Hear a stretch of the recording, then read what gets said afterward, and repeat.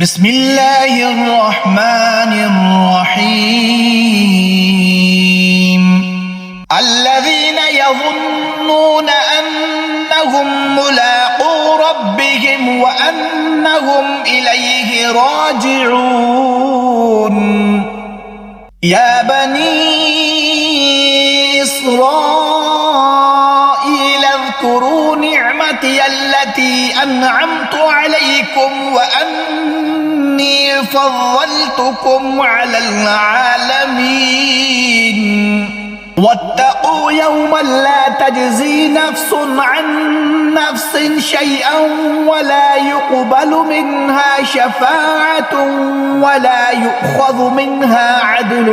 ولا هم ينصرون وإذ نجيناكم من آل فرعون يسومونكم سوء العذاب يذبحون أبناءكم ويستحيون نساءكم